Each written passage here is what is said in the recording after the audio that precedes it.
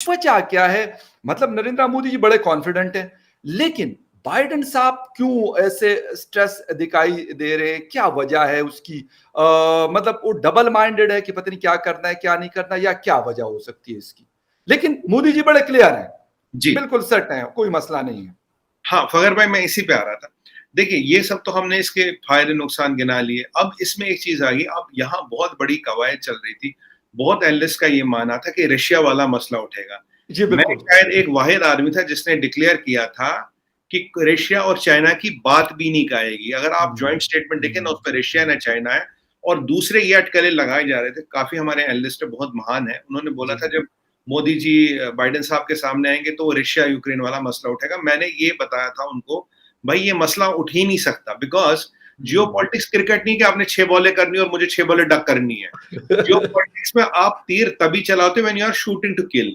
After what happened in US with secretary of state, मैंने बोला था Joe Biden will not bring up Russia and Ukraine because they know कि India is not going to change your position. अब why should he get humiliated at the world stage by bringing it up again? मैंने कहा वो उठाएगा ही नहीं। देखिए ये same diplomacy में मुद्दे तभी उठाए जाते हैं when you are going to gain। Cricket match नहीं है कि भाई आपने 6 बॉलें तो करनी करनी और मेरे को 6 बॉलें खेलनी खेलनी है, ऐसा होता नहीं है। तो इसलिए मैंने बोला था ना रशिया आएगा, ना चाइना आएगा, ना रशिया यूक्रेन की बात आएगी। तो उन्होंने ये किया, ये बहुत क्लियरली हो गया। अब आप बोलेंगे अभी जो चाइना और अभी जो इंडिया और यूएस की फकर भाई परिस्थिति है, ट्रस्ट और ट्रेड और partnership is a compulsion not option. Exactly. जैसे सबसे बड़े ट्रेडिंग पार्टनर हम उनके चाइना के बाद, हमारे साथ उनका 20 बिलियन का केवल डेफिसिट है, वो भी हम हथियार खरीद लेते हैं। दूसरी बात, सबसे रिचेस्ट डायस्पोरा इंडियन वहां पे, सबसे हाईएस्ट डायस्पोरा पर कैप्टा इनकम वाला इंडियन। उनकी कंपनियों को जो आजकल चलाता है, लिटरली जो कंपनियां चलाता है, अगर Jews control the American economy, Indians control the American corporates. देखिए सत्या नडेला को छोड़िए, ऐसे हजारों सीईओज और हैं जो इंडियन ऑरिजिन के हैं। उनके यहाँ 30% जो वॉटन हो, केलॉग हो, कॉर्नेल हो, जो बच्चा है पढ़ने वाला वो इंडियन है। आज वॉटन का, केलॉग का डीन कौन है? They are again people from Indian origin. आज वहां पे पॉलिटिक्स में है। दूसरी बात, ये जो उन्हें लाखों इंजीनियर चाहिए अपनी आईटी को चलाने के लिए, वो कहां से आते हैं? वो इंडिया से आते हैं। और डाटा सेंटर कहाँ है? इंडिया में है। उनका बैकएंड कहाँ है? इंडिया में है। ट्रेड किसके साथ हो रहा है? इंडिया के साथ हो रहा है। और फखर भाई अगर क्वाड में से इंडिया को निकाल दे तो क्वाड तो सर्वाइव ही नहीं करेगा ना।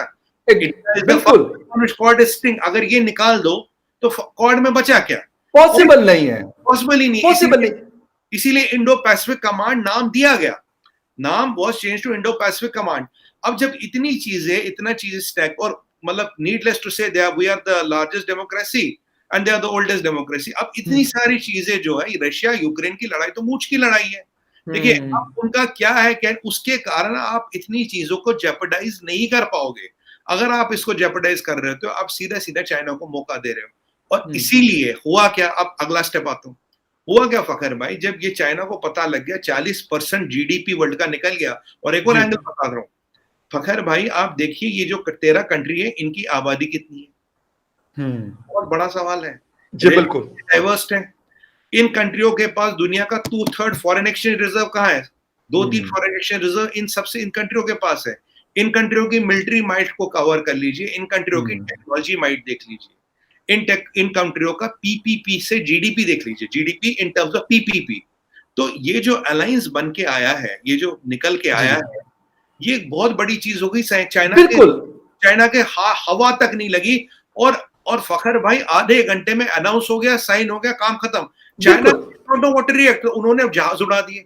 एग्जैक्टली उस पे आ रहा हूं। लेकिन एक तो स्टेट ऑफ मलाका बड़ी एक इंपॉर्टेंट किस्म की, जैसे कहते हैं गेटवे है इन कंट्रीज के लिए। जापान भी उसके ऊपर डिपेंडेंट है, ऑस्ट्रेलिया न्यूजीलैंड भी डिपेंडेंट है, इंडोनेशिया तक उसकी वो सारी चीजें जा रही होती है, और यकीनन वो हिंदुस्तान के ऊपर से वो गुजर रही है। दूसरा जो मैंने आपसे बात की थी कि क्वाड की मीटिंग हम देख रहे हैं कि बड़ी अहम मीटिंग ये हुई, लेकिन नए अलायंसेस बनकर वहां पर इस तरह की कॉन्फ्रेंसेज हो रही हैं, जबकि पाकिस्तान इस वक्त किसी भी इस तरह के अलायंस में शामिल नहीं है।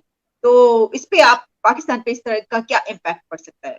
देखिए पाकिस्तान इस वक्त पहले सबसे आज तो हालात बदतरीन हो चुके हैं। आप इस वक्त किसी अलायंस में या डिप्लोमेसी फॉरेन रिलेशंस के बारे में तो आप सोच भी नहीं सकते, ख्वाब भी नहीं देख सकते। लेकिन इससे पहले भी आप क्या थे? इससे पहले भी आपकी क्या परफॉर्मेंस थी? आप पहले भी आइसोलेशन में जा चुके थे। हर कंट्री से या तो आप कर्जा लेने जाते हैं या आप उसके खिलाफ एक कैंपेन शुरू कर देते हैं। चाइना भी नाराज था, अमेरिका भी नाराज था, अफगानिस्तान आपको थ्रेट कर रहा है जिसके लिए आपने इतना कुछ किया है। आपकी पहले भी फॉरेन पॉलिसी तो थी नहीं, तो अब भी क्या होगी? मैंने इसी के हवाले से जो आपसे बात की थी कि हमारा इंडिया से कंपैरिजन नहीं है। इंडिया जो कर रहा है, भारत जो कर रहा है, वो कर्जे मांगने नहीं जाते, वो डेफर्ड पेमेंट पे पेट्रोल लेने नहीं जाते। वो जहां जाते हैं वो एज ए कस्टमर जाते हैं, उनके पास देने के लिए भी बहुत कुछ है, लेने के लिए भी बहुत कुछ है। हमारे पास ना देने के लिए कुछ है, ना लेने के लिए पैसे हैं। हमारा उनके साथ कंपैरिजन करना, क्वाड का या ऑस्ट्रेलिया या उनके रिलेशनशिप या जयशंकर से अपने आप को कंपेयर करना, मेरे ख्याल में बहुत ज्यादती होगी। मेरा इस वक्त ये इशू होगा कि हमारी फॉरेन सर्विस में, मैं एक बात जरूर कहूंगा, I was quite impressed by Bilawal Bhutto.